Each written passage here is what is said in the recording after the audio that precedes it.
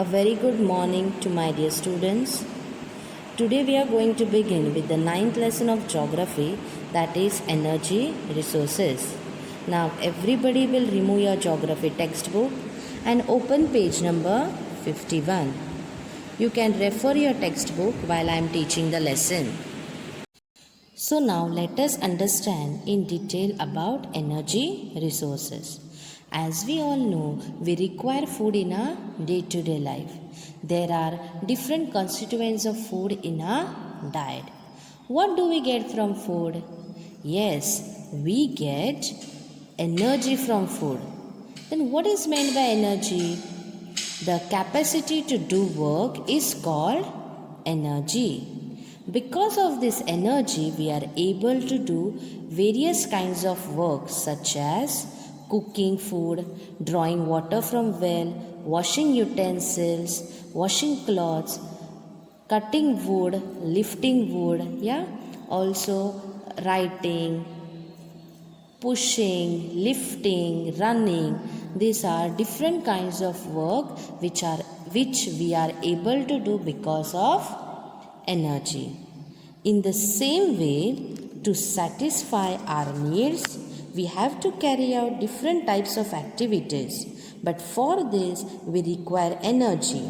We obtain this energy mainly from nature. Let us learn about this energy in detail. So, earlier man used his own labor as well as the animals for carrying out various activities. But along with the increasing needs of man, the energy resources that he used, their sources and forms of energy also gets changing. So now let's learn about what is energy resources and how do we make use of them. So, energy resources are the one from which energy can be produced. For example, coal, mineral oil, wind and water. So now, let's learn about different energy resources in detail. For that, let us observe the pictures and answer the questions. So in this picture, we are able to see that the girl is studying. Which source of light is she using? Yes, the source of light used by her is lantern. So now answer my first question. Which energy resource is used in this picture to obtain light? Yes, the energy resource used in this picture is kerosene. So now let's answer the second question. Where did this resource come from? So the answer is mineral oil is obtained beneath the ocean floor and land surface. Later, kerosene is obtained from this mineral oil. Now observe the second picture. The second picture shows us that the fuel is being filled in a motor car. From where was this energy resource brought to the pump? Yes, the answer is the mineral oil in the pump would be brought from oil wells dug on the ocean floors or land surface. So now observe the next picture. This picture shows Malti with her pinwheel and her father winnowing grains. Who is helping both of them? Yes, the wind is helping Malti's pinwheel rotate and her father winnow the grains. Observe the next picture.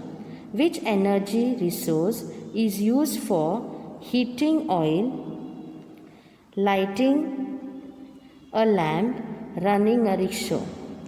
The energy resource used here are LPG gas for lighting a lamp and heating oil and CNG gas for running a rickshaw. Next question. What are the various purposes for which man can use sunlight? So, the answer is man can use sunlight for various purposes like cooking food, lighting lamps, heating the water, running vehicles, etc. So, From this picture, we have learned how man uses various energy resources like mineral oil, wind, natural gas, and sunlight for fulfilling his daily needs. So now observe all the pictures from the screen and answer the question, for which of the above energy resource do we have to spend money?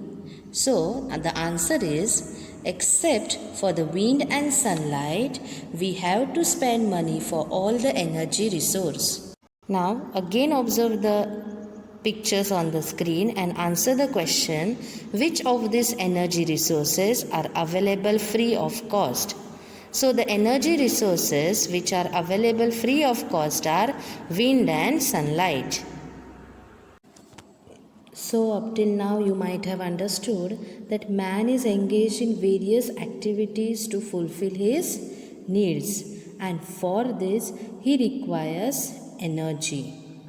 In earlier days, we have learned that human labor and animals were used for doing many tasks. Yes, but as man's needs went on increasing, several changes took place in the use of energy resources and that devices. We have studied it earlier, isn't it? So first man was using chullas, woods for cooking food.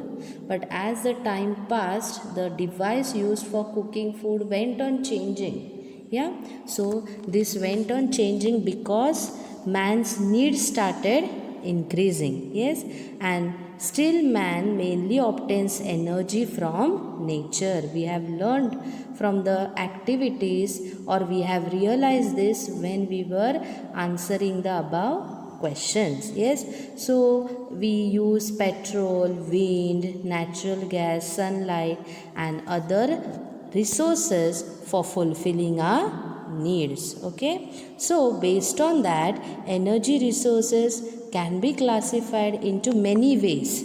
Okay, such as conventional, unconventional or non-conventional, biotic, abiotic, renewable, non-renewable, substance-based, process-based, etc. So now let us learn in detail about the last classification, that is substance-based and process-based. Okay, so in your textbook on page number 52, they have given a table which is showing the characteristics of the energy resources through their classification. So now let's study the table. So now let us learn about substance-based energy resources in detail. So in this we are going to use substances to obtain energy. So the examples of substance-based energy resources are wood, coal, mineral oil, natural gas, waste matter, atoms. So when energy is obtained from these resources, they get used up and thus they do not last perpetually. That means they are not everlasting and thus they are exhaustible resources. And thus once they are used, we cannot get them back. Thus they are not reusable. Yes, so reuse of substance-based energy resources is not possible.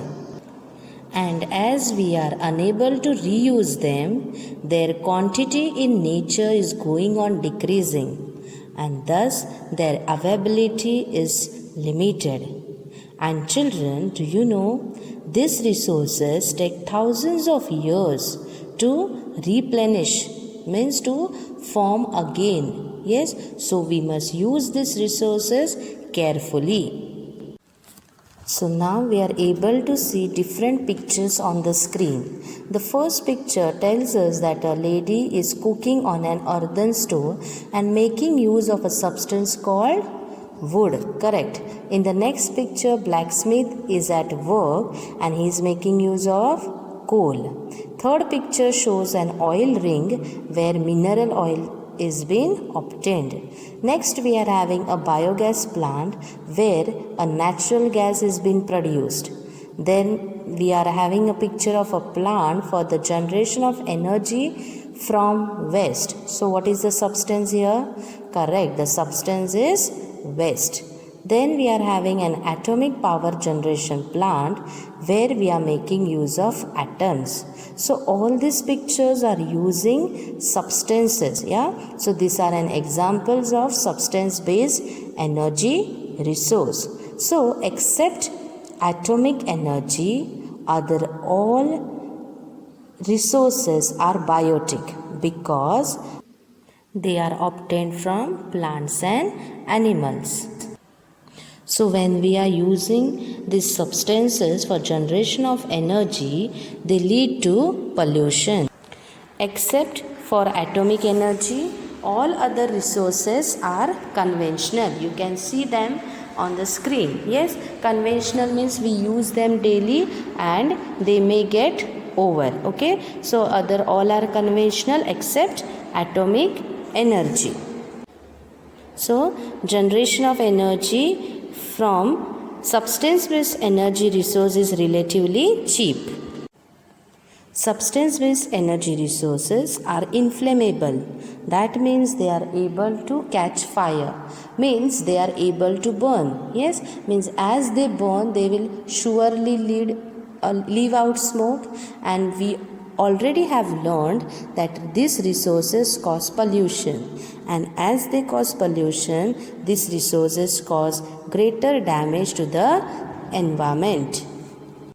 The power generation based on substance based energy resources can be done using two methods, that is thermal and atomic. So now let us study about process based energy resources.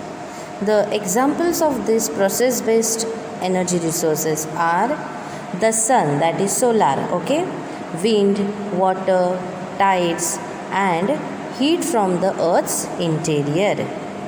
So in this we are obtaining energy from process, okay, so it is called as process based.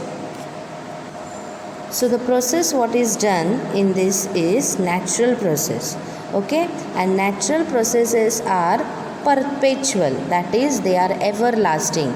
These resources are inexhaustible, means they never get finished. Always the processes are available. The availability of resources is unlimited. So whatever resources are there like wind, sun, you can see they are unlimited. Yes, we get them every day. They are inexhaustible and they are easily available in nature, and all the processes in this are natural.